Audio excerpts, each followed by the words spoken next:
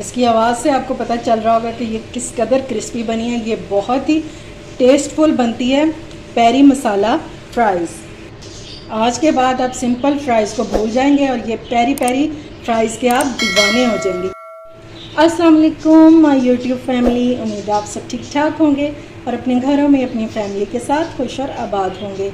आज मैं इन आलूओं से बनाने वाली हूँ एक बहुत ही स्पेशल सी रेसिपी फ्राइज़ तो सभी के फेवरेट होते हैं, लेकिन आज के फ्राइज़ होने वाले हैं बहुत ही ख़ास, क्योंकि इसे मैं बनाऊंगी पेरी पेरी मसाले के साथ। इसको बनाना बहुत ही आसान है, साथ आपको मसाला भी बनाना बताऊंगी और टेस्ट में तो बहुत ही लाजवाब है।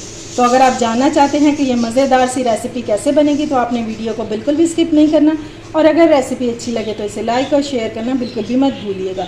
तो चलिए बिस्मिल्लाह करते हैं और बनाना स्टार्ट करते हैं। तो सबसे पहले हमने ले लिए हैं जी आलू।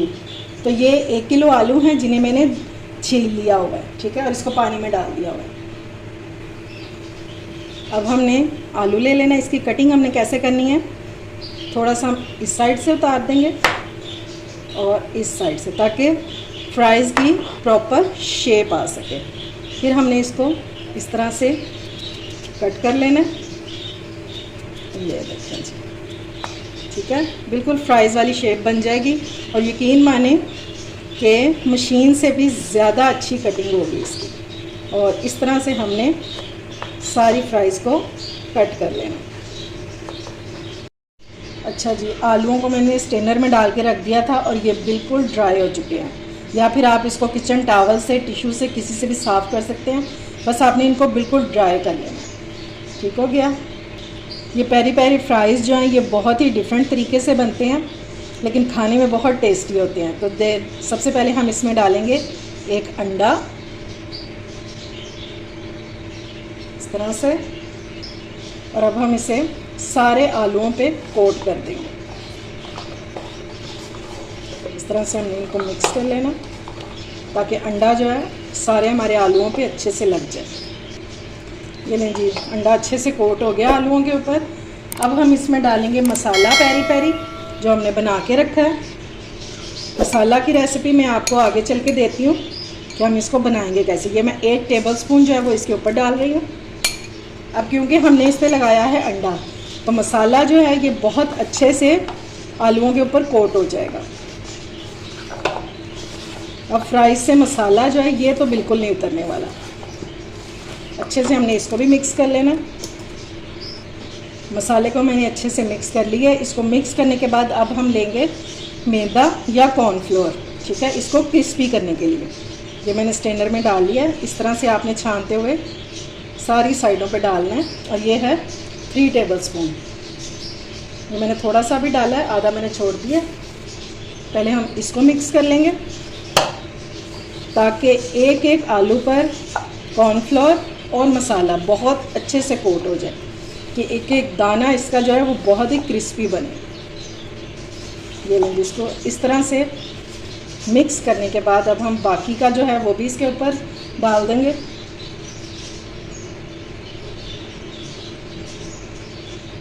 अगर आपके 3 टेबलस्पून में ये चिप्स जो हैं ये कोट ना हो तो आप और भी यूज़ कर सकते हैं।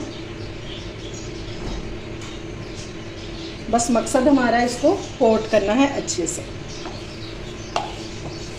और मसाला लगाने के बाद आपने इसको रखना बिल्कुल भी नहीं है, क्योंकि हमने इसको मसाले लगाए हुए हैं, तो ऐसा ना हो कि फिर ये पानी छोड़ दे।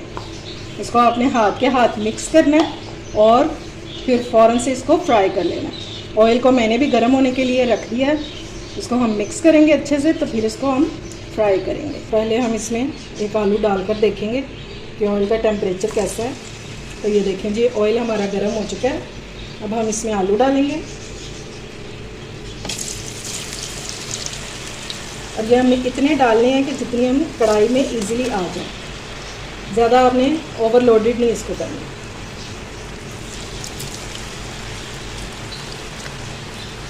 बस मैंने अभी आधे ही डाले हैं। मीडियम फ्लेम पर हम इसको कुक करेंगे। ऐसा ना हो कि ऊपर से कलर आ जाए और आलू जो है हमारे ये कच्चे रह जाए। मीडियम फ्लेम होनी चाहिए आपकी। और दूसरा कि आपने 3 से 4 मिनट इसको डालने के बाद बिल्कुल भी नहीं छेड़ना। उसके बाद हम इसको हल्का हल्का सा हिलाना शुरू करेंगे। चलेंगे अब इनको हिला के चेक कर लेते हैं। बस थोड़ा सा हमने इनकी साइड ही चेंज करनी है, बस इस तरह से। ये देखिए अब एक साइड से कलर आने शुरू हो गया ना इसमें, तो अब इसको आप जैसे मर्जी हिलाएं, कोई मसला नहीं है।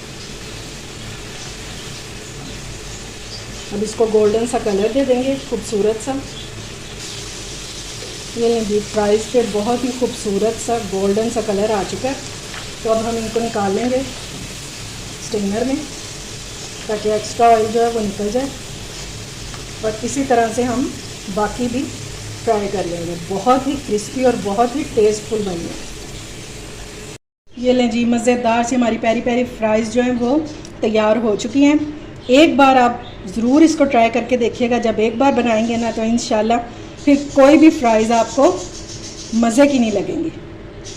तो चलिए जी, अब हम बना लेते हैं मज़ेदार सा पेरी पेरी मसाला, जो कि बनाने में बहुत ही इजी है और टेस्ट में ये बहुत ही कमाल का होता है। तो सबसे पहले हमने डाल देनी है 1 टीस्पून के बराबर, वो है कश्मीरी मिर्च, कलर के लिए, इससे कलर बहुत अच्छा आ जाता है। तेज़ वाली सुर्ख मिर्चों का पाउडर डालेंगे इसमें 1 टीस्पून। काली मिर्च का पाउडर डालेंगे 1/2 टीस्पून। इसके टेस्ट को इन्हेंस करने के लिए हम इसमें डालेंगे चीनी 1 टीस्पून। नमक जाएगा इसमें 1/2 टीस्पून। 1/2 टीस्पून इसमें जाएगा काला नमक। ओरिगैनो इसमें जाएगा 1 टीस्पून। ये ओरिगैनो लीव्स हैं, ये डाल देंगे। इससे हमारे मसाले में एक बहुत ही मज़ेदार सा टेस्ट आ जाएगा। और हम इसमें डालेंगे 1 टीस्पून गार्लिक पाउडर। 1 टीस्पून हम इसमें डालेंगे अनियन पाउडर, यानी कि प्याज का पाउडर। 1 टीस्पून हम भर के इसमें डालेंगे कुटी हुई मिर्चें, यानी कि चिली फ्लेक्स। और 1 टीस्पून हम इसमें डाल देंगे आमचूर पाउडर, ताकि हमारा मसाला जो है ये थोड़ा सा खट्टा सा बने। ये सारी चीज़ें डालने के बाद आपने इसको मिक्स करना है और इसे मिक्सी के जार में डालकर ब्लेंडर से हमने इसको ब्लेंड कर लेना है। ये लें जी, मसाला हमारा पिस चुका है। और सिर्फ चंद मसालों से आप घर पर ही ये मज़ेदार सा पेरी पेरी मसाला तैयार कर सकते हैं, जिसे आप बहुत सारी चीज़ों में इस्तेमाल कर सकते हैं। इससे आप फ्राइज़ बना सकते हैं, पेरी पेरी राइस बना सकते हैं, पेरी पेरी चिकन बना सकते हैं। ये हर तरह से आपको ये बहुत काम आने वाली चीज़ है। तो इस रेसिपी को ज़रूर ट्राई कीजिएगा और फिर मुझे अपना फ़ीडबैक भी ज़रूर दीजिएगा। उम्मीद है आपको आज की रेसिपी पसंद आई होगी। अगर अच्छी लगे तो फ्रेंड्स एंड फैमिली में शेयर किया करें और मेरे चैनल को सब्सक्राइब भी किया करें। अपना और अपने प्यारों का ख्याल रखें, मुझे दुआओं में याद रखें। अल्लाह हाफिज़।